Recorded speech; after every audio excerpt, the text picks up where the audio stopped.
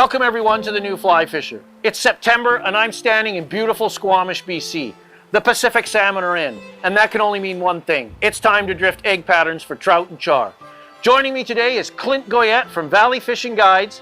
Clint is an expert fly fisher, a competitive angler. He's going to show me the Euro nymphing techniques he's developed on the world stage to catch these trout and char. It's going to be a great show.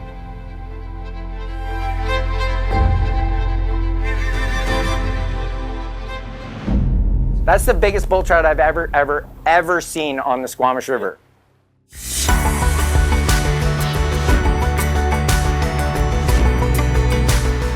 Ooh, that's a nice size fish. What? Absolutely fantastic.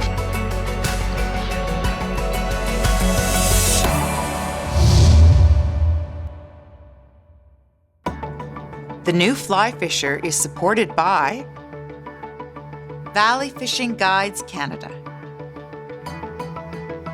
Orvis Fly Fishing, Scientific Anglers, Trout Unlimited, WeatherTech Canada,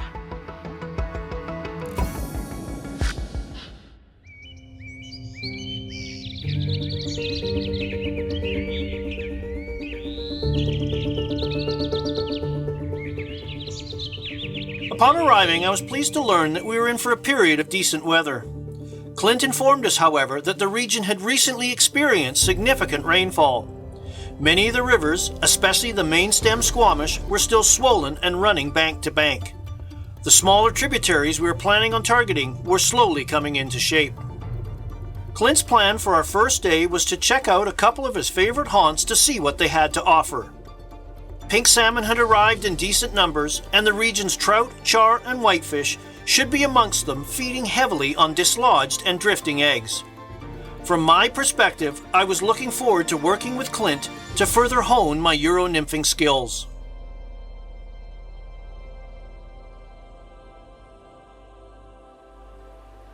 Squamish gets a pink return every odd year, and the pink is a vital species for our ecosystem. They bring so much nutrient load back to our rivers. They lay eggs, their eggs hatch into small fry, their fry immediately leave in February and March and April.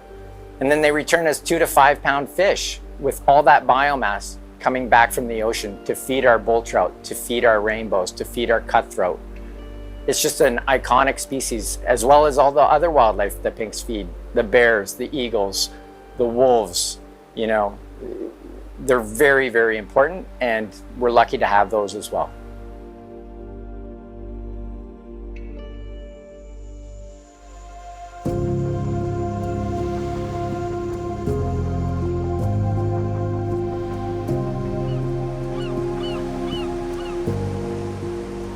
Known by a variety of names including check nymphing, tightline nymphing, contact nymphing, Euro nymphing is a deadly method. Born through competitive fly fishing, where external weight on leaders and strike indicators are not allowed, Euro nymphing provides superior presentation control versus traditional nymphing methods. Your fly, or flies if permitted by regulation, are your weight. The flies are tied in a variety of weight configurations to match conditions such as water depth and current speed. By adjusting variables such as pattern weight, the amount of leader placed in the water, rod position and angle, you can thoroughly explore a variety of structure and presentation challenges, allowing you to consistently place your fly or flies in front of fish. So Clint, you've set me up with one of your 20-foot Euro nymphing leaders. Yeah, that's right. So what we have here is 10.5 feet of Tenkara fluorocarbon, high vis. Okay. And then there's about 1.5 feet of spacer material, which is 0 or 1x. So we're tapering down from this diameter to the next one. Mm-hmm. Then you've got your cider material, which is about 45 to 60 centimeters. Okay. And then from there, you're going to run your tippet material for the strength of fish that you're going to be fighting. All right, and that final tippet length, you're saying 3 to 6 feet is average, so that's about the length of your tippet. Yeah, total length is 6 feet to make it the full length of the rod. So total length of the leader is twice your rod length. And between every section is the tippet ring. That's right. Yeah. So for short casts, I'll start with the fly in my hand and with the rod pointing the opposite of where I want the fly to go. And then I'm going to drop that fly and bring the rod over the top and then pull that fly downstream in the direction of the current flow. Finish my cast, bring the fly back. It's a very direct path of the fly with the current. Then I'm going to reach out and I want to go to sort of a more medium distance cast. I'm going to get my line set up. I'm going to start again with just a rod length, but now this line here is going to be what I shoot out the end of the rod. Again, I'm going to load back here, fire, and release that line. Immediately lift the rod so that I'm fishing with the fly upstream of the rod tip. Manage my line, allow that fly to pass. Finish with a dangle, go for the further cast. Pull a bit more line out. Bring that back in. Hand is higher now. Back up. Manage the line, pull it through. At this point, I've reached the middle distance casting. I can't cast any further with that method, so I have to change it up. In which case, I'm going to change to more of an oval or Belgian cast. And for that, I'm going to start with the line out in the water, bring it around and over. Around, and use the water to load the line so that I get the fly way upstream and way out into the current. Then I hand twist to maintain tension to the fly as it comes through the zone that I want to fish. Strike if I get it touch.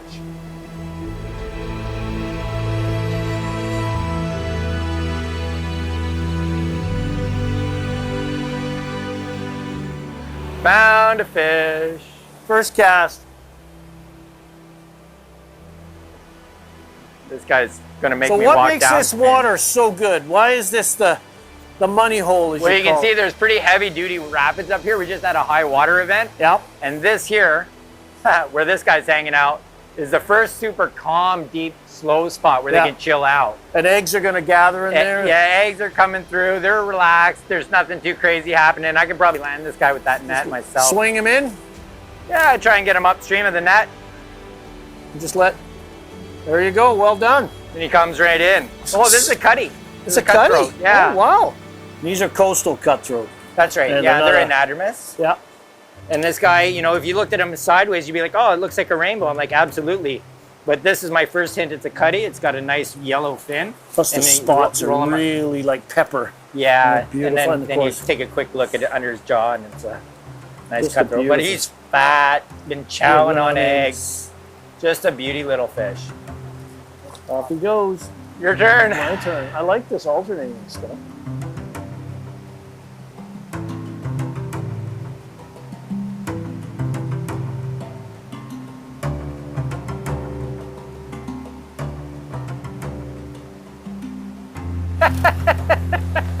Right where you said he would be. Out of the water. Oh, yeah. Beautiful fish. Great fight in this current. You're doing Coming a great down. job, but he's going this way. Trying to stay with him. He's right there. Yeah, I see him up Yeah, there. I got him now. I use this current so well. There he is. Yeah. There he is. Woohoo! Yoo-hoo! Nice job. Nice job. Well coached, boss. Well coached. Right on. What are we doing here, Phil? He's a fat little guy. Yeah, they're awkward to hang on to when they're Yeah. so fat from the eggs. Beautiful little fish. Beautiful. Look at that fish. little fish. Full of eggs. Look at that belly. Little tiny head. Beautiful belly. Awesome.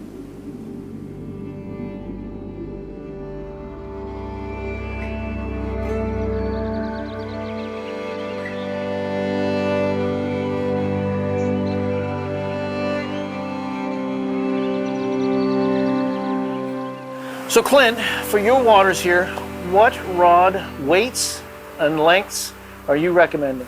Well, Phil, I'd probably use a 3 to 5 weight rod. With more of the time, we're going to use a 4 weight. That has enough power in the butt section to fight some of our larger trout and the inadvertent steelhead that you may hook in the April time frame. Yep. Okay, and a 5 weight would be good for those larger salmon. 5 weight too. is for sure something that if you're targeting larger trout, the 5 weight's going to give you the optimal backbone. And again, that length is going to be able to allow you to make those long casts, soft tip to cushion those strikes, and still be able to reach out and cover water while maintaining good wader safety. Yeah, correct. Yeah. Okay, yeah, excellent. There we go. Oh, there we go. There we right go. where I thought. Everybody's on now. That's a good one. I better put my rod down again. Okay, it's getting serious now. Look out. You said he might come back. Now, we can't guarantee that was the... Nope. I can't go out there, Phil. Why not? Oh, it's another cutthroat. Nice one, too. There we go, team. So a beautiful little Cutthroat trout. rough, That is beauty. fat cutthroat Real trout. nice. Euro nymphing form. Just an unbelievably effective method. Look at the belly on that guy. Look at that. Squeeze. Chubster. Just a beautiful fish. Off he goes. Later. All right, Clint, Nice. you're up. All right. I'll give her a go.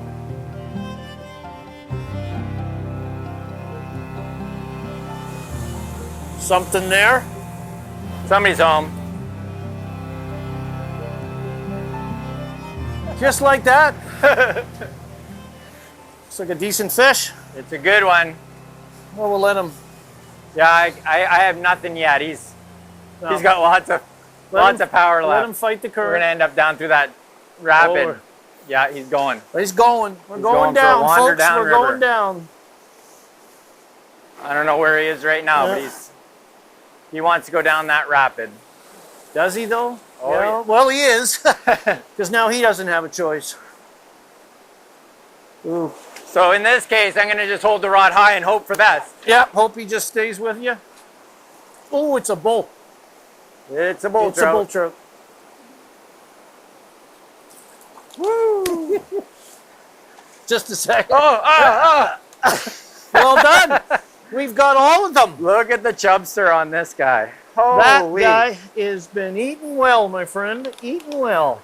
So these are anadromous too, right? Out to the ocean. Yep, but he's come into a predator or something's Yeah. hit him at some point. Or a larger bull trout. Or a larger bull trout. Yeah, this is a good spawning age bull trout.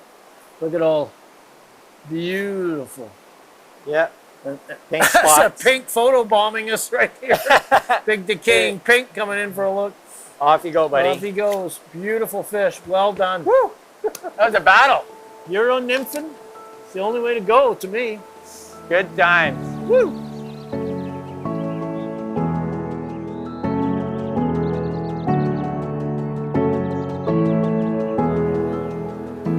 Landing in Vancouver, you're just an hour and a half away from Squamish. Once you get here, you just need your underwater clothes. I have waders, boots, belts, and all the fly tackle that we're going to use in a day. I've got the 4-weight rods, I've got the 7-weight rods, and all the terminal tackle, flies, tippet, and all of that. Really, you just need your sunglasses, your hat, your camera, and a good attitude, and we're going to have a great day on the water. After spending the first portion of our trip exploring some of Clint's favorite local waters, we opted for a longer excursion to another of his favorite rivers. This river featured a run of both Chinook and sockeye salmon, while being home to a healthy population of rainbow trout, bull trout, and mountain whitefish.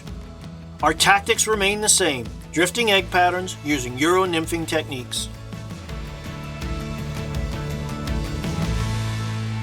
Our spring season starts mid-February with the emergence of fry, and the water temps are good enough to start fishing.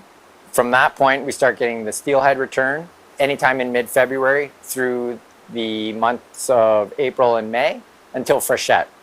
During that time, there's always cutthroat, bull trout, and rainbows in our area, and a little further north, you can get into the whitefish as well. As you go through the summer, it's a trout fishery. And then as you move into the fall, which is where we are today, we're into the salmon return. Throughout that time frame of the Pacific salmon return, we're catching trout on egg patterns, which is what we're doing today. So Clint, we've got spawning salmon in here. We can see some pairs, digging reds. They're going to be spitting out eggs downstream to any willing trout and char. But it looks pretty skinny. How are we going to approach this? So anytime I come to skinny water, I'm going to always start from the bottom and work my way up as if you were upstream dry fly fishing. Okay. And that's just so if you hook the big fish somewhere up here and he's going to run downstream, he's going to scare everything else out. So we're going to pick from the bottom of the tree and work our way up. Okay. That's what we're going to do. And we won't get too close to That's right. We're going to cast from quite far away so that our bodies aren't over the water at all. Okay. That's pretty key. Well, Yep. let's give it a shot. Let's do it. It looks fishy.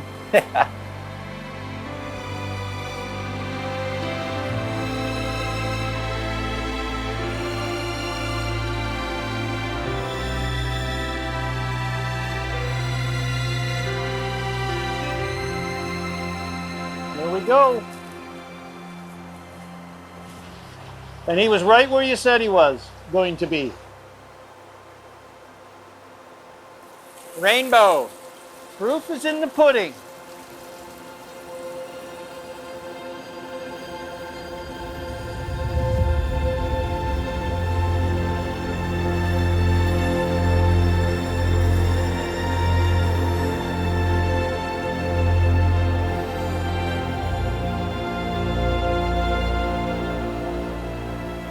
Competition fishing really taught me a lot about how to nymph with a tight line. And bringing that information back to my home waters was a critical change in the development of my own personal guiding skills, as well as my own angling skills. I started Valley Fishing Guides because I love fishing, and to be able to make a living while teaching others how to fish and spending time on the water, which is my happy place, that just made sense. I wouldn't even bother dropping it down on the first pass. I'd keep it high the whole time. Okay. You imagine that egg doesn't sink like a stone. It kind of rolls off the shelf. Yeah, in and the they're used to current. seeing them mid-current, right? Yeah. Yeah. Possible. Possible.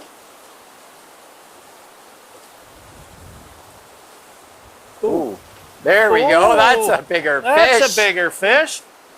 That's a bigger. decent whitefish, boy. Oh, yeah. Yeah.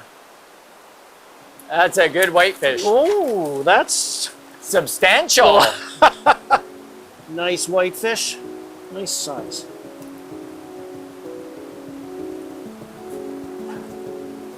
Slowly going off.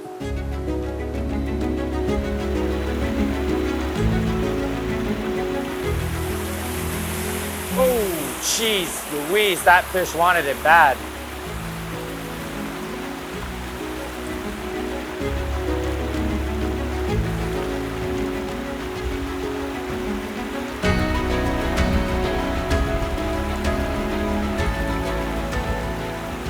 Rainbow.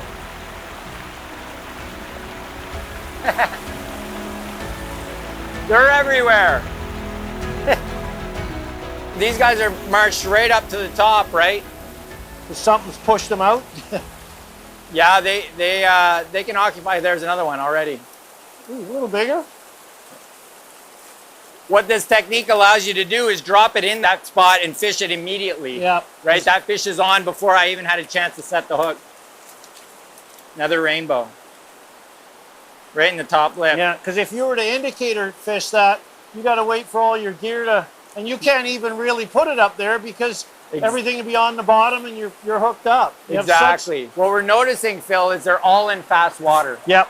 They're right where it picks up speed. So we'll just keep looking at that for the rest of the day and That'll be our A water. stop looking at the deep holes that aren't moving. And that's pretty common with this particular river. Yep.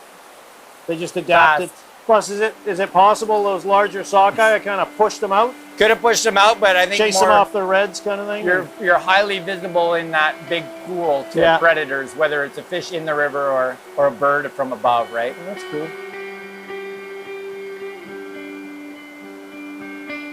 The flies we used throughout the trip, we've got the egg pattern, we've got the OMG for really deep fishing, 3 beads underneath the material, and then we've got the 511 Turbo, which is a very heavy mayfly pattern. pheasant tail style.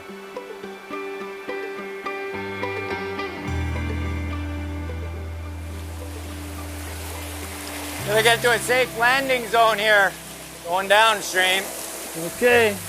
Got caught in that heavy Could current. that be our bully we've been looking for? Oh, that's a Could nice be. fish. That's a nice fish. There we go.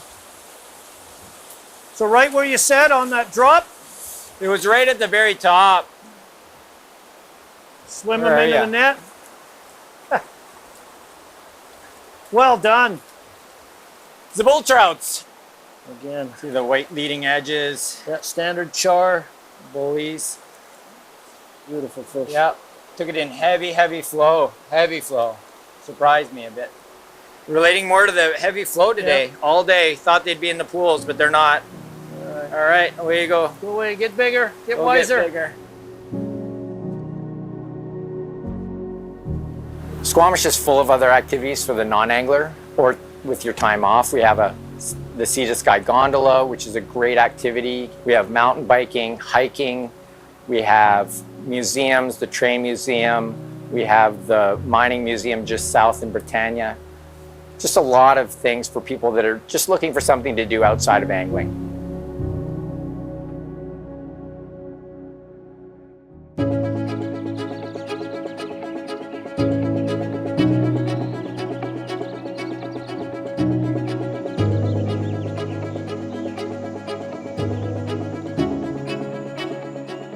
It was our final day on the water.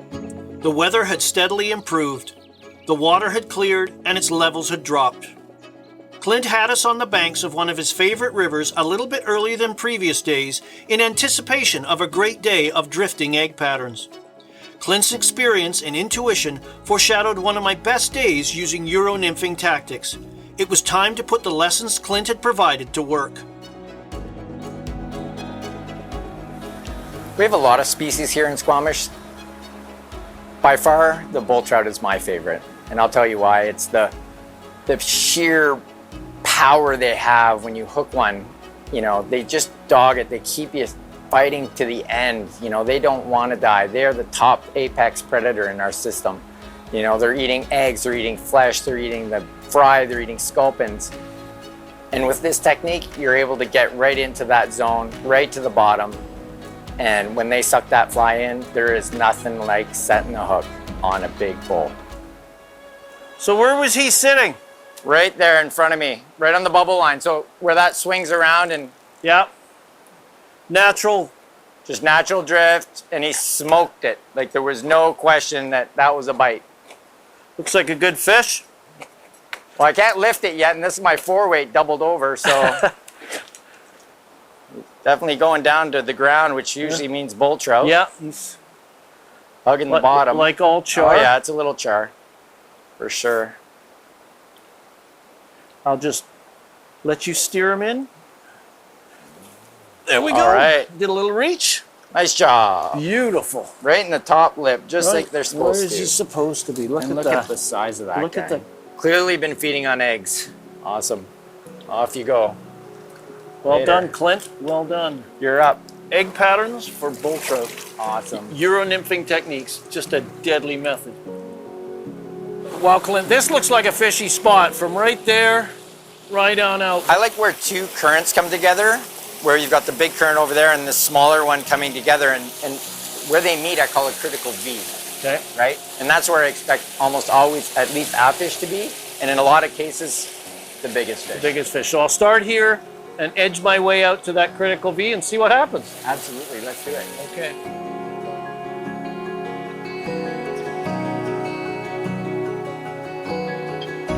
What's going on, Phil? I looked down and it's literally, you had one. That is hilarious. Love it when they eat it on the swing. That a cutty or I a don't bull? know. Looks like might be a bull trout. It came to the surface though. Yeah. Maybe because you pulled it up. Look at that little tubby guy. Well done. Thank you, sir. You're welcome. Thank you. There's that egg fly right in the corner. right in the jaw. Right in And the he corner. clocked it. Like you He feel did. it. He wanted it. Yep. Undone. Beautiful. Look at the little spots. Beautiful fish. Beautiful. See you, guy. Off you go. Off you go. You waddled back out there. I waddled out is right. They are chubby. You're up next, buddy. Awesome. We wade a lot in our rivers, so you have to have some really decent footwear. Your wading shoes should either be studded or felt with studs, or rubber with studs. And the other thing is you got to be aware there's a lot of wood in our rivers, and that's really the danger. If there's large log jams below you, don't make those crossings, right? You've got to be very aware of the dangers on the rivers. A little different footprint than a human. We're not the only one hunting fish down here, are we? Absolutely, yeah. And clearly there was a grizzly bear here at some point overnight. Yeah. Or in the past bunch of hours. So you've got to keep your sort of wits about you when you're out here. So what are some of the things you do? Well, I really just use my voice to let them know that I'm around. So if I'm in a tight quarter sort of trail walking into the river, I'm going to talk a lot to either myself if I'm by myself, which is not always the best thing to do when you're at this time of year walking through the forest. Human voice definitely alerts them to your presence. Yeah. The worst thing you can do is show up unannounced to a party of grizzly bears, right? And startle them. And yeah, exactly. Yeah. They want to know you're around. And you're carrying bear spray? I carry bear spray, yeah, I do. And again, it's sort of the last minute or last second sort of choice to use. Yeah. I've never actually pulled it out, and that's for a good reason. You know, I'm making sure the bears know we're here, right? Yeah. Yeah. So we're going to look on the open areas, obviously make sure there's no bears here, and be particularly noisy when we're crossing those little feeder creeks that we have tons of pinks coming up, because we've seen evidence of bears having a recent feed on the carcasses. So just be aware, enjoy the outdoors, but you're not alone. And stay safe.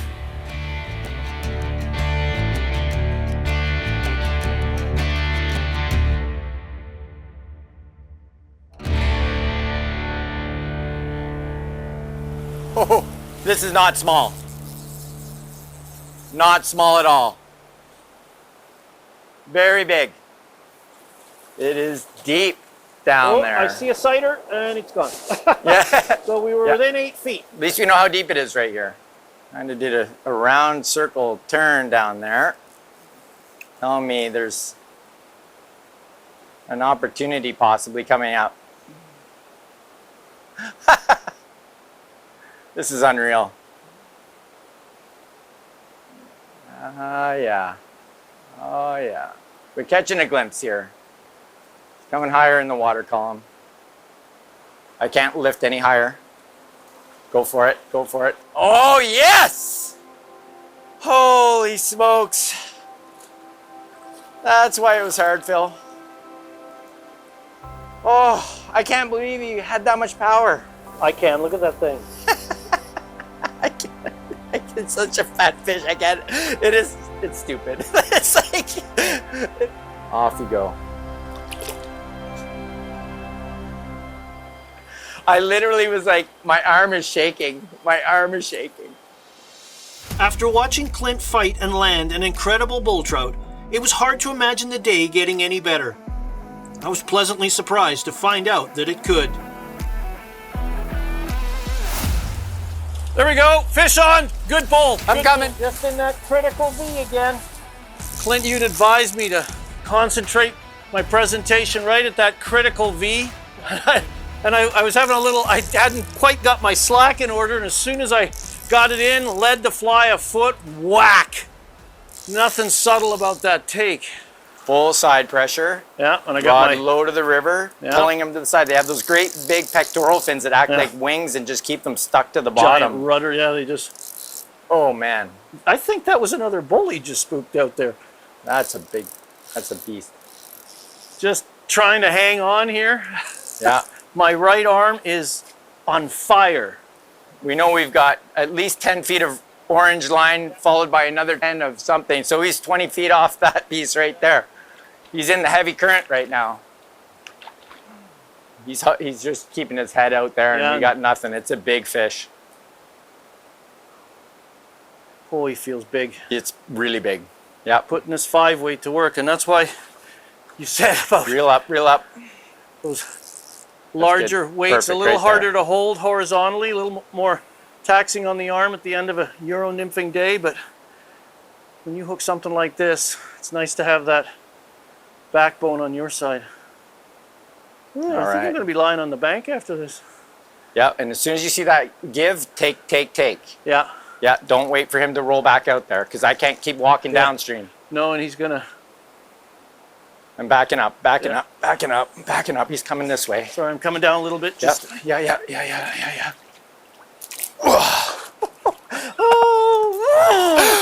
That's why you... That is a trophy Holy... bull trout. Holy hell. Now I can have my moment because I was Excuse me like, while I puke over here. kept flashing in my head. The longer that fish is in the water, the more likely he's going to stay there. Can't think of a more beautiful specimen than this. Holy smokes. That's Just an impressive beast. and the sun on it. It's just a gorgeous fish.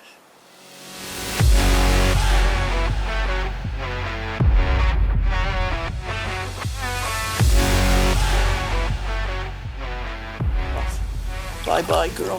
Hope to see you soon. Beautiful. Here she goes. Back into her lair, off into the gloom. Thanks, Clint. Wow. Is that the biggest bull trout you've ever? That is the biggest bull trout. I can't thank you enough. Yes. Thank you, Squamish. Thank you, Mother Nature. I hope you enjoyed today's show, learned a little bit more about Euro nymphing for trout and char.